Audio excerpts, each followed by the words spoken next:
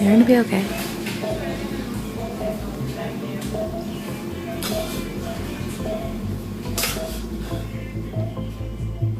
Tomorrow I got surgery at gotta be there at 5:45, so gotta go to bed here pretty soon. I have what's called a nodule or a node on my vocal cord, and it comes from a multitude of things. It comes from physical stress. Obviously it comes from singing, and I went through some traumatic shit with my family, and my wife had split up, so emotionally I was wrecked.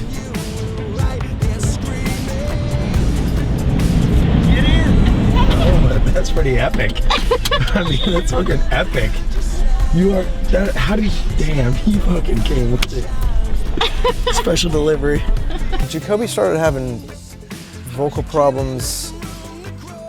We were in the studio, and it was definitely noticeable that he wasn't 100%, and it was just killing him. It was like bringing him down, and all sorts of fears were coming into play. Like, is this the end? It's like a big scare for someone like me. Like, my voice is my livelihood, and I'm in the process of making this record.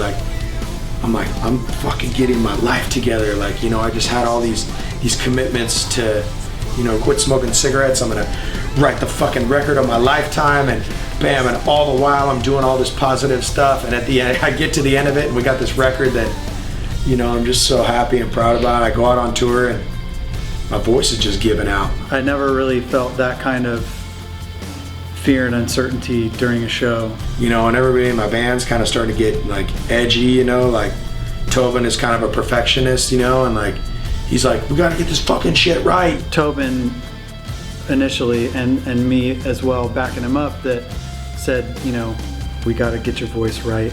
His voice just sounded wrecked. Even when he was talking, it sounded like it fucking hurt. And I understand some of his frustration, because I was just as frustrated, and we want to present ourselves as this fucking band that's, we come up with a song still swinging, and my voice is just kind of hurting, and it fucking sucks. I started seeing a vocal coach in New York, this lady named Melissa Cross. Awesome hard rock vocal coach. Jacoby came to me a couple months ago, and I noticed that he is incredibly talented. He pushes a lot, but he gets away with it because he has so much strength. She directed him on how to warm up, he literally had to wake up in the morning and warm his voice up properly, instead of just talking and doing everything normal like everybody else does.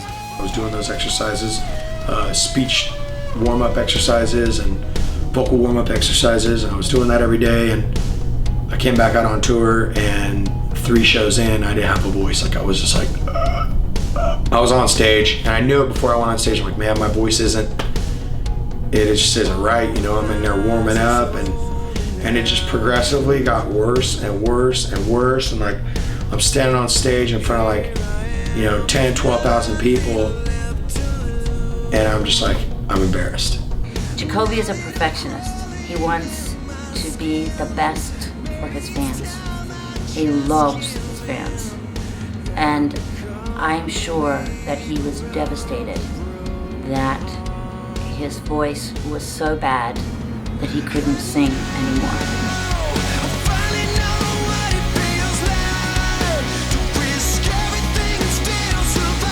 I told the crowd after the first song, I'm yo, I'm having a fucking hard time, my voice is fucked up.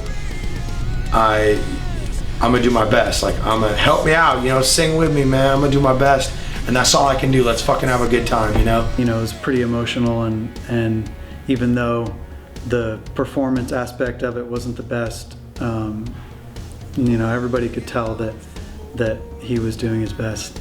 We tried to do another tour, and it was just evident that he just couldn't handle it, and rather than do a ton more damage, we had to pull out of the Uproar tour, which was a huge bummer. So I asked Jacoby for the picture of his vocal cords. A picture of his vocal cords taken, and came back with a nodule on it. And the doctor was like, yeah, man, you got a node. And it was just like, I'm like, fuck. So he has an extremely great ear, nose, and throat doctor, Dr. Sugarman, I'm Dr. Joe Sugarman. I'm an ear, nose, and throat specialist.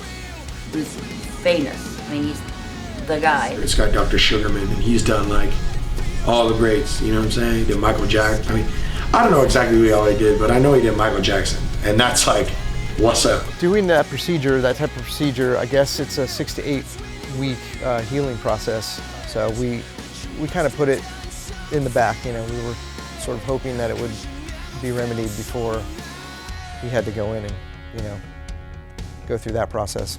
I figured in my head that we'd have a little time between, you know, recording and going out on the road, but that wasn't the case. He had been working with his vocal coach, and they were kind of cautiously optimistic he could get through the tour. It just didn't turn out that way. We don't want anything to happen permanently to his voice, so let's just do it. You know, it was a hard decision that we had to make. You know, fuck, man, walking away from this tour, you know, 10,000 people a night. But this is the first time, even in my life, that I've ever had to cancel any tour that I've ever been on. And it was probably one of the biggest tours of the summer too. And we were just 3 days in, 3 shows in. It was heartbreaking. It was just like, once we realized this wasn't gonna happen, we just went from, we're gonna try and make it on this tour to like, we're going home. You know, it's like this internal push and pull, this whole dialogue's going on in my head about how I'm gonna let everybody down. But everybody was mad supportive, man. You know, I really think I needed that kind of like push. People were very supportive. Yeah, word up, I'm going to get my surgery right now. The closer I get to this dang hospital, the more nervous I'm starting to get. Said my prayers this morning. I said my prayers for my doctor.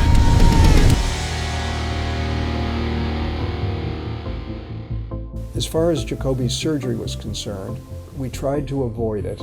He was treated with steroids. It is an amazing operation where they just cut off the little scar off the vocal fold. Preserving the muscle underneath. Because if the muscle is nicked, it can cause permanent damage on the voice. I think one of the most difficult things is just for me to like, shut the fuck up.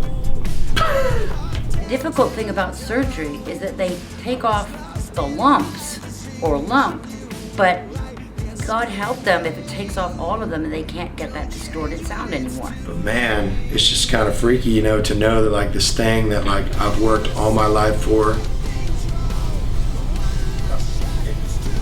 you know, it could be taken away, you know? I was nervous. Like when I got home, I started thinking, I was like, man, like if this doesn't get fixed, I mean, this could be it. You know, we could be done. Well, you just never know for absolutely certain how it's going to heal. Just something like that teeny, and I'm fucking terrified. Say bye. Love you. Good luck.